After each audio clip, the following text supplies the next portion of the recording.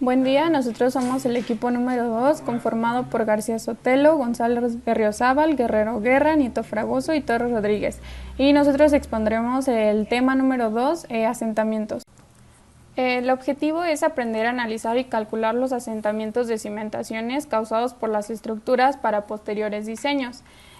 Pues las cargas transmitidas por la cimentación al suelo dan lugar a su deformación y estas se traducen en asentamientos, es decir, desplazamientos horizontales y giros de la estructura que, si resultan excesivos, podrán originar fisuras, agrietamientos u otras patologías que ocurren debido a la aplicación de cargas que causan cambios en las tensiones dentro del terreno o como consecuencia de la modificación del terreno que lo sustenta debido a la acción de agentes externos.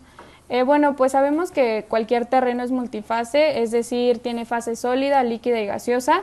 Y pues en la fase sólida es más probable que ocurran los asentamientos, ya que se ve afectada por la presencia de agua y vacíos, que en este caso es el aire. Y pues además con el tiempo va sufriendo variaciones que cambian por completo su deformación. El clima es un causante principal, hay más factores, pero este es uno de los principales, ya que por ejemplo en los periodos de lluvia pues entran en contacto con grandes cantidades de agua y los terrenos y las arcillas se expanden, es decir, aumentan su volumen y generan un fenómeno de inhibición. Y por el contrario, en las temporadas de más calor, los volúmenes del terreno se contraen y se genera un fenómeno de secado. Otra causa también muy importante es el movimiento sísmico, que debilita el sistema del terreno y las cimentaciones y las estructuras de los edificios, causando problemas de inestabilidad y aparición de lesiones peligrosas en los muros. Y pues también es por ello que se han elaborado métodos y teorías que permiten estimar la magnitud y la distribución de los asentamientos, de tal manera que si se considera que estos resultan excesivos, pues se puede modificar el proyecto de la cimentación. Buenas tardes, mi nombre es Gabriel Alain González Berriozábal y yo voy a exponer sobre el tema 2.1, que es el asentamiento tipo elástico. El asentamiento se dice que es al momento de hacer una carga sobre una masa de suelo, debido a la construcción de las fundaciones, ocurrirá una compresión de los estratos, los cuales, por el reacomodo de las partículas y la liberación de aire y agua, se va a producir un asentamiento. El proceso que se acaba de describir se compone de dos tipos, el de asentamiento tipo elástico y asentamiento por consolidación. También se dice que cuando se carga una fundación, el suelo responde asentándose de acuerdo con la rigidez de este.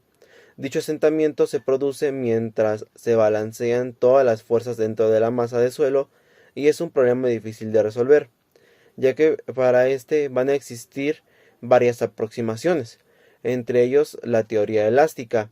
En el caso de que existan estratos de arcillas incompresibles, es necesario calcular también el asentamiento por consolidación y sumarlo al asentamiento inmediato. Este asentamiento total debe ser utilizado para verificar el diseño final de la fundación. Ahora bien, la teoría de la elasticidad nos va a permitir resolver muchos problemas de deformación bajo muy diversas condiciones del medio elástico, siempre y cuando se hagan respecto a esta hipótesis de comportamiento de tipo simplificado. En el diseño existe la limitación de no tener definido el tamaño de la fundación, ya que es el objetivo de diseño y por ende también se desconoce el nivel de esfuerzos y de deformación que existirán a diferentes profundidades. Esto limita la selección inicial del módulo de Young aplicable para el cálculo de asentamientos a distintas profundidades bajo la fundación. En suelos, pudiera considerarse módulo de elasticidad aumenta con la profundidad. Al aumentar la sobrecarga impuesta, esto es particularmente importante en suelos granulares. Pero por otra parte, la relación de Poisson es muy difícil de medir, aparte de que varía con gran cantidad de factores y todo tiene que indicar que en suelos. En mecánica de suelos, a partir de distribuciones elásticas de esfuerzos usadas frecuentemente, se prefiere desarrollar métodos propios para el cálculo de deformaciones. El ejemplo clásico de tal proceder es el cálculo de asentamientos por consolidación de estratos de arcilla con la teoría de Terzaghi. Ahora centrando en el tema, ¿qué es un asentamiento elástico? El asentamiento elástico, o también llamado inmediato, es causado por deformaciones elásticas del suelo, ya que puede darse en suelos arcillosos húmedos, secos y saturados, y se basa en la teoría de la elasticidad. El asentamiento dependerá del tipo de cimentación, ya sea una cimentación flexible o una totalmente rígida. Un asentamiento elástico se produce al actuar una carga en un suelo que podría ser homogéneo, elástico e isótropo. Los asentamientos son producto del cambio de estado de esfuerzos en el suelo, el cual produce un deslizamiento, aplastamiento y distorsión elástica de sus partículas en una zona de influencia. Este tipo de asentamientos se producen en su mayoría durante la construcción de la obra y son evaluados en los siguientes tipos de suelo: una grava y arena saturada y no saturada, grava y arena arcillosa o arcillas y limos no saturados. Estas también se pueden llegar a producir en arcillas preconsolidadas o normalmente consolidadas, cuando el espesor del estrato no es muy grande, y también en aquellos de materiales arcillosos cementados, que prácticamente no se consolidan debido a la acción del cementante. En materiales granulares estos métodos no son aplicables, ya que no se produce la teoría de la elasticidad, la cual indica que el suelo debe ser homogéneo, elástico e isótropo. ¿Cómo se calcula este asentamiento?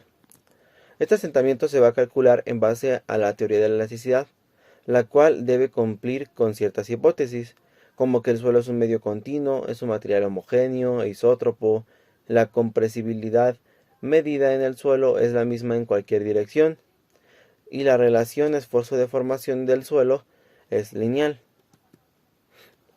Ahora debemos de considerar ciertos parámetros elásticos, como podría ser el módulo de elasticidad y la relación de Poisson, que estos asentamientos dependen directamente de los valores de los parámetros elásticos del suelo. El módulo de elasticidad se refiere a que en los suelos este módulo aumenta con la profundidad y varía con la presión de confinamiento, ya que el módulo de elasticidad no es un parámetro, sino más bien una magnitud que describe con aproximación del comportamiento del suelo para una combinación particular de esfuerzos. El módulo de Poisson. El módulo de Poisson es la relación entre la deformación lateral y la deformación axial causada por una carga. Para materiales elásticos ideales varía entre 0 y 0.5. El valor de 0.5 va a corresponder a un material cuyo volumen no va a cambiar por efecto de una carga. Teóricamente se dice que si la profundidad de la cimentación dF es igual a infinito, h infinito, y la cimentación es perfectamente flexible, vamos a utilizar una fórmula que nos dice que 1 entre pi, que multiplica el logaritmo natural de 1 más m1 al cuadrado y todo lo consiguiente. m1 va a salir de L entre B de nuestra cimentación, el largo entre la base. Aquí tenemos algunos ejemplos de algunas fórmulas para calcular cimentaciones. SE va a significar un asentamiento elástico. B es la base de la cimentación, el largo de la cimentación, representado con L. Q0 es la carga por unidad de área. V es el módulo de Poisson y Z va a ser la profundidad a la que se va a calcular en el asentamiento elástico. Aquí tenemos el ejemplo para el centro de una cimentación flexible en la esquina, el promedio para una cimentación y el asentamiento elástico bajo una carga. Eso sería todo de mi parte. Continuando con el tema 2.2, asentamiento por consolidación primaria, sabemos que la consolidación de un suelo es un proceso lento que puede durar de meses y hasta años. Es un proceso asintótico, es decir, que al comienzo es más veloz y se va haciendo cada vez más lento hasta que el suelo llega a una nueva situación de equilibrio en la que ya no se mueve. Pues es decir que tiene como procesos de inestabilidad y estabilidad que van siendo modelados con expresiones matemáticas. Bueno, pues el método de consolidación primaria asume que la consolidación ocurre en una sola dimensión y es diferido en el tiempo causado por el drenaje de la humedad del suelo, lo que produce cambios en las tensiones efectivas. La expansión de la humedad del suelo generalmente es un proceso a largo plazo que puede llevar de meses, de semanas a años, como ya lo había mencionado. Y bueno, pues algunos datos de laboratorio son utilizados y han permitido construir una interpolación entre la deformación o el índice de vacíos y la tensión efectiva en una escala logarítmica. Hola, mi nombre es Eric Nieto y bueno, continuando con el tema 2.2, asentamientos por consolidación primaria, pues bueno, ya vimos anteriormente qué es la consolidación y qué es la consolidación primaria. Posteriormente, pues pasamos a una ecuación donde nos menciona una pendiente de interpolación, donde podemos encontrar el índice de compresión. Esto debido pues al asiento de la consolidación de un suelo normalmente consolidado, y pues nos menciona que aquí prácticamente sería el inicio de la ecuación, que sería gamma C, que es igual a CC sobre 1 más E0, esto multiplicado por la altura, que sería H, logaritmo de un esfuerzo de tensión vertical más, un esfuerzo de tensión vertical inicial.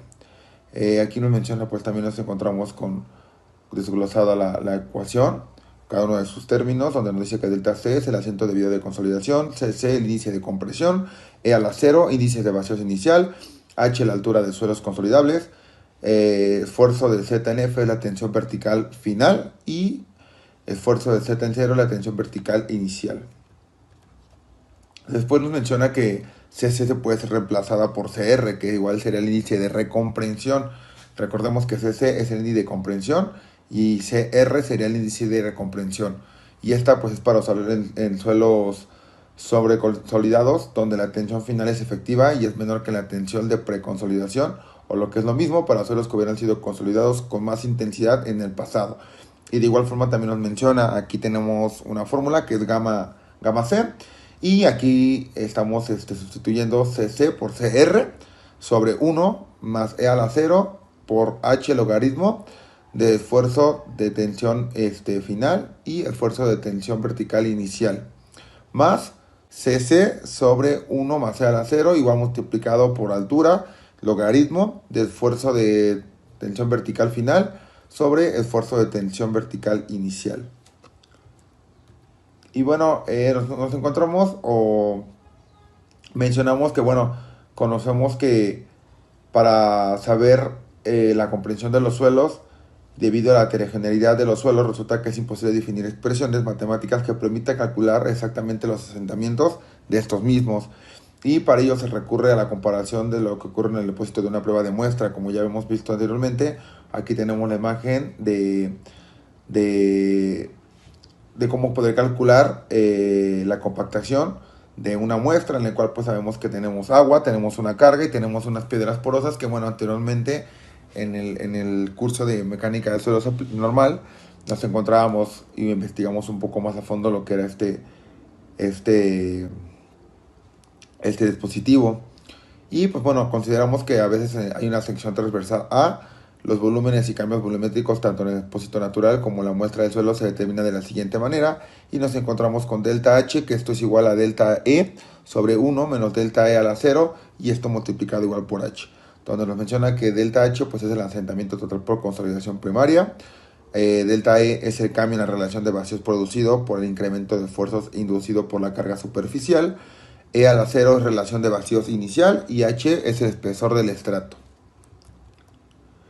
Por último, nos encontramos que para el cálculo de asentamientos por consolidación primarias también se puede expresar de la siguiente forma, sustituyendo los valores de AV, coeficiente de comprensibilidad, y MB, coeficiente de variación volumétrica. Nos encontramos también aquí con una fórmula, dos fórmulas, un poco más complejas, no tan complejas, pero bueno, con términos, mejor dicho, más diferentes. Y pues nos menciona que este tipo de consolidación es cuando es cargado el suelo, la reducción de volumen se debe a la expulsión del agua, fenómeno en el que se transfiere la carga soportada por el agua al esqueleto mineral. Es típica del caso de los suelos de la Ciudad de México y de la Torre Pisa, y con lo que nace la mecánica del suelo de Terzaghi en 1995. Y bueno, aquí tenemos un diagrama de cómo se va viendo la consolidación así que de los suelos o nuestro material a trabajar, y pues notamos que están en un diagrama de 1 al 4, donde notamos que empezando por la fórmula número 1, bueno, o el índice número 1, notamos que la compresibilidad es muy baja. Llegando hasta el punto número 4, notamos que la compresibilidad ya es bastante, donde pues bueno, ya estamos expulsando prácticamente todo el agua, o más o menos a un 90%. Este será todo de mi parte del tema 2.2, y a continuación pasamos con el tema 2.3. Buenas noches, mi nombre es Luis Ángel Guerrero Guerra y voy a hablar sobre el asentamiento por consolidación secundaria. En primer lugar, voy a explicar la diferencia entre consolidación primaria y consolidación secundaria. La consolidación primaria es lo que ocurre cuando el agua es desalojada de la masa del suelo, dejando a los esfuerzos efectivos como los únicos que se encuentran en este, es decir, las partículas sólidas del suelo. En cambio, la consolidación secundaria es cuando a este suelo le ocurre una reorganización de estas partículas sólidas debido a la presión ejercida. En suelos inorgánicos, como arcillas o limos, el asentamiento por consolidación secundaria es pequeño a lo largo del tiempo. Sin embargo, no es así en suelos orgánicos, como turbas, o en suelos inorgánicos que sean altamente comprensibles, pues los asentamientos que estos presentan pueden llegar a ser relativamente considerables. Esto es debido a que el volumen de vacíos que se encuentra en estos suelos es superior a los suelos inorgánicos de baja compresibilidad. Por lo tanto, las partículas tienen un espacio mayor para poder reorganizarse. Para hablar el asentamiento por consolidación secundaria, lo primero que vamos a hacer es analizar la siguiente gráfica, donde el tiempo en escala logarítmica es el eje X y la relación de vacíos es el eje Y. Nosotros, si analizamos esta gráfica, nos damos cuenta que en la consolidación la relación de vacíos va disminuyendo a lo largo del tiempo. Ahora bien, el periodo en el que esta gráfica es más bien una curva es el momento en el que nosotros estamos hablando de consolidación primaria. Sin embargo, llega un punto en el que esta curva se convierte en una línea prácticamente recta, que tiene una pendiente negativa y que está un tanto inclinada. Es en esta parte donde nosotros ya estaremos hablando de consolidación secundaria.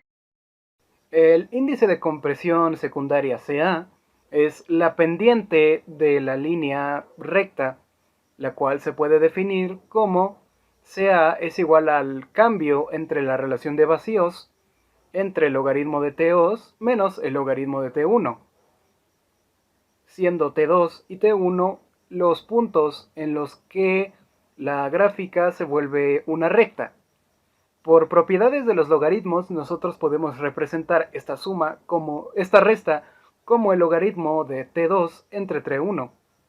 Ahora bien, si nosotros consideramos que la fórmula para el cálculo del asentamiento es la siguiente, el cambio en la altura es igual al cambio en la relación de vacíos entre 1 más la relación de vacíos por la altura, entonces nosotros podemos despejar el cambio en la relación de vacíos despejándolo de la fórmula de compresión secundaria y sustituyéndolo en la fórmula de asentamientos, quedando de la forma que se nos presenta en la imagen. Ahora presentaré un ejemplo para que nosotros entendamos cómo utilizar esta fórmula. Del enunciado de nuestro problema obtenemos los siguientes datos. CA es igual a 0.02, EP es 0.82. EP es la relación de vacíos que nosotros tendremos al final de nuestra consolidación primaria o al inicio de nuestra consolidación secundaria. Es prácticamente el mismo dato. T2 es 8 años y T1 es 4 años. Por último tenemos la altura, que son 5 metros. Todo lo que tendremos que hacer con estos datos es colocarlos en nuestra fórmula y obtener nuestro resultado, el cual en este caso, para un estrato de arcilla de 5 metros de espesor, tendremos que en un plazo de 4 años será de 3.3 milímetros. Esto tiene sentido considerando que estamos hablando de una arcilla, puesto que, como ya mencioné con anterioridad, este tipo de suelos tienen un periodo de consolidación bastante largo. La solución a este problema sería muy distinta si nosotros habláramos de un suelo que, por ejemplo, en lugar de una relación de vacíos de 0.82, fuera de 2.4, ya que, como mencioné anteriormente, esto implicaría que hay más espacio que puede llegar a comprimirse. Y eso sería todo por mi parte. Y bueno, ya para cerrar, obviamente nada es perfecto y yo les voy a decir los problemas comunes asociados a los suelos expansivos que nosotros vamos a encontrar. El primero, que es el hundimiento y la levantación de cimientos, como se los mencioné en un inicio, y es que cuando un suelo se va a expandir debido a la absorción del agua, hay que repetir esto: cuando un suelo puede absorber o retener agua, se va a expandir, y cuando no, se va a contraer. Esto puede elevar los cimientos y causar las grietas, los agrietamientos, como les decía, en las estructuras. Cuando se seca, el suelo se contrae, lo que les decía, y puede hacer que los cimientos se hundan o, como se dice coloquialmente, se vengan para abajo. Grietas en la estructura, como igual se los mencioné en un inicio. Las expansiones y contracciones repetidas pueden causar grietas en las paredes, pisos y losas del concreto en edificaciones. Esto es, yo creo, que el más común, ya que dependiendo si se contrae o se expande es el agrietamiento que va a tener. Los más comunes que se ven, yo creo que va a ser en las paredes, esto dependiendo a la edificación y el suelo en el que estemos trabajando, y como les digo, tendremos que tener un plan o poder saber cómo renovar la edificación ya cuando esté terminada, dependiendo de los agrietamientos que vamos a tener. Y la inestabilidad de las carreteras o los pavimentos. Los suelos expansivos pueden causar grietas y deformaciones en carreteras y pavimentos, lo que puede ser peligroso para el tráfico, lo que comúnmente conocemos como baches. Esto también obviamente se depende a la expansión o que va a tener el suelo. Por esto mismo se hacen los baches, también puede ser por el uso, pero nos estamos enfocando a los problemas en suelos expansivos. Y el problema de drenaje, que es cuando la expansión del suelo puede obstruir en los sistemas de drenaje y causar inundaciones. Un ejemplo podría ser que el suelo ya se expandió, se contrajo, y esto provocó que el drenaje esté constantemente así, o puede ser que incluso rompa y ya no fluya el agua. Para abordar cada problemas causados por suelos expansivos, podemos tomar diversas formas de medidas, como lo es la compactación adecuada, como se los dije in situ, del suelo antes de esta construcción, la implementación del sistema de drenaje adecuado, obviamente, y la instalación de pilotes o cimentaciones especiales diseñadas para mitigar los movimientos del suelo. Esto nos lo explicó el maestro, que dependiendo del suelo vamos a saber si colocar pilotes o no en la edificación, y también saber qué tipo de cimentación nosotros vamos a tener. Y bueno, esto ha sido todo de mi parte por el tema de expansiones. Muchas gracias. Y bueno, también va a haber métodos indirectos para la determinación de los suelos potencialmente expansivos. Estos nos van a predecir de forma potencial el suelo expansivo de una forma cualitativa, en base a las medidas directas de la expansión del suelo sobre muestras remoldeadas o compactas en las condiciones prefijadas de la humedad de este mismo y de la densidad que va a tener. Los métodos que más se utilizan, y repito, esto es dependiendo a nosotros, al equipo que tengamos y al suelo en el que estemos trabajando, es el LAT y LAME, asuspiado por la Federal Housing Administración, y el método de PVC o método de la medida del cambio volumétrico. Ahora les voy a hablar de algunas medidas directas de la expansión del suelo. ¿Qué quiere decir esto? Estos son los que miden la expansión del suelo saturado bajo diferentes condiciones de carga. Estas las vamos a poder graficar dependiendo a la variación de hinchamiento para diferentes presiones aplicadas. Vamos a tener dos parámetros que van a definir el potencial de hinchamiento, que el primero es conocido como PS, que es la presión de hinchamiento, y esta va a ser la presión aplicada en laboratorio sobre la muestra de suelo expansivo. Una vez que nosotros obtuvimos la muestra de suelo y la estudiamos en el laboratorio, vamos a aplicarle la presión para saber qué tan expansivo puede ser, obviamente determinando ciertos datos. para que una vez en contacto con el agua, la probeta mantenga constante el volumen inicial y la variación del volumen sea nula. Y la otra que es conocida como HC, que es el hinchamiento libre, y este va a ser definido como el 1% de la elevación máxima de la presión nula con relación a la longitud inicial de la probeta. Las medidas de estos parámetros los vamos a realizar fundamentalmente mediante pruebas edométricas o en técnicas basadas en la succión, tendiendo a simular factores relevantes que siguen el fenómeno cuando lo vamos a desarrollar en el sitio in situ. Y bueno, también vamos a tener que determinar ciertas propiedades básicas de los suelos, que estas se pueden determinar del grado de potencial expansivo del suelo debido a ciertas propiedades que son básicas y sencillas. Las propiedades para poder determinar o a determinar son el límite líquido y el límite plástico, como ya lo hemos visto anteriormente, el límite de contracción y el contenido de coloides. Esto quiere decir, el contenido de coloides va a ser las mezclas intermedias entre las soluciones que vamos a tener y dispersiones de partículas en los suelos de tamaño a considerar, arcillas, que es de 0.002 milímetros, y son los materiales que tienen un tamaño a 2 micras, lo que les decía. Y la expansión libre del suelo son las propiedades que nosotros vamos a tener que identificar en los suelos potencialmente arcillosos. Bueno, y si nosotros queremos conocer o bueno, identificar cuáles son los suelos que son potencialmente expansivos, va a haber diferentes maneras. Una de estas es la manera o la identificación mineralógica, que puede ser por identificación de rayos X, por análisis térmico diferencial, análisis de absorción de colorantes, análisis químico o por análisis de microscopio electrónico.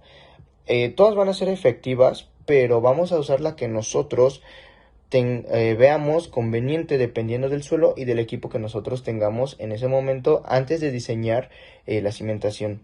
Bueno, los tres grupos más importantes en el que se van a clasificar los minerales arcillosos son la ilita, la montmorillonita y la caolonita. Estos van a ser compuestos por hidroaluminosilicatos.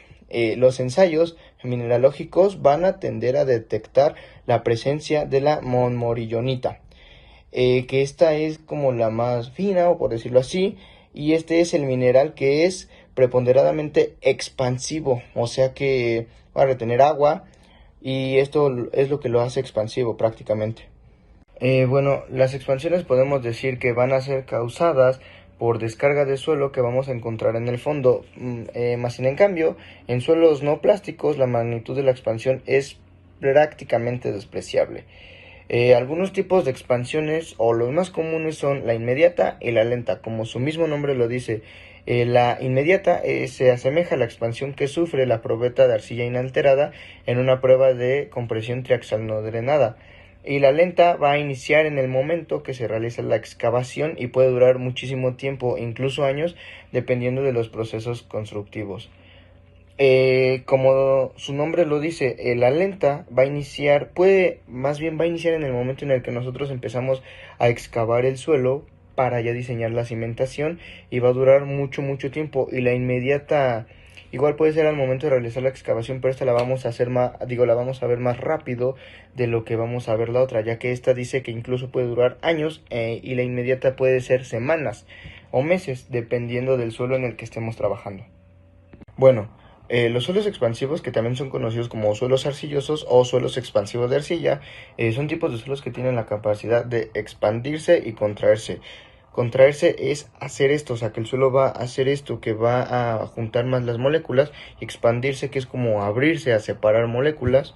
Significativamente esto en respuestas a los cambios de humedad, lo que les decía anteriormente. No es lo más importante los cambios de humedad, pero sí va a tener mucho que ver, ya que gracias a esta, o si no por otras causas naturales, el suelo se va a expandir o a contraer dependiendo de este. Estos suelos van a contener una alta porción de arcilla, como se los dije, que son los suelos arcillosos o suelos expansivamente de arcilla. Que la arcilla tiene la capacidad, como todos sabemos, de retener agua y expandirse cuando ésta está húmeda, y cuando la arcilla se seca, esta se va a contraer. Esto puede causar problemas, como se los dije, en construcción, en estructuras edificadas o cimentaciones sobre los suelos, ya que los movimientos del suelo van a dañar los cimientos de estas estructuras. Esto va a provocar agrietamientos o algunas otras cosas que nosotros vamos a tener que tener previsto por si llega a pasar. No es tan común, pero aún así tiene que haber como un cierto plan. Los suelos arcillosos van a experimentar variaciones de volumen como consecuencia en los cambios de humedad. Esto es más que obvio, como se los dije, obviamente va a cambiar su volumen si se reduce, se contrae o se expande. Un aumento en la humedad produce reducción en la succión y como consecuencia a esto se reducen sus tensiones efectivas y se producen aumentos en el volumen del suelo. Y por el contrario, todo lo contrario va a ser que la disminución de la humedad va a producir un aumento en la succión de su presión efectiva, no de la tensión, y la reducción del volumen. Es lo que le dije, expandirse y contraerse. Esto es lo que nos quiere decir la disminución o el cambio de humedad más bien en general. Hola, buenas tardes, mi nombre es Benjamín Tadeo García Sotelo, soy del grupo 9511 del equipo 2 y yo les voy a hablar del tema 2.4, que ya es el último, que son las expansiones.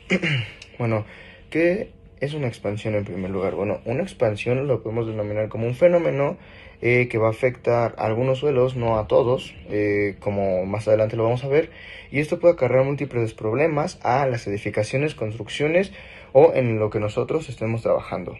Bueno, cuando van a aparecer problemas constructivos como consecuencia de la expansión del suelo bajo cimentación, alrededor de otras instalaciones y auxiliares, esto puede llegar a cobrar muchísima importancia, ya que va a provocar agrietamiento, rotura, tubería de saneamiento y de drenajes. ¿Qué quiere decir esto? Que cuando va a aparecer una expansión en un suelo, nos va a provocar muchos problemas en nuestra cimentación o ya en la edificación como tal, ya que puede haber, por ejemplo, más claro, en un temblor, va a ser como más el movimiento, agrietamiento en la, como le dije, cimentación, edificación, y esto nos va a causar que nosotros tengamos que ya sea mejorar o renovar esta estructura. Bueno, la capacidad expansiva del suelo depende de la misma naturaleza de este. Si un suelo arcilloso modifica el contenido de humedad, el cambio de volumen puede ser significativo para este. Tanto el aumento de volumen por mayor tenor de humedad como al reducir la humedad suele producirse retracción por desecación.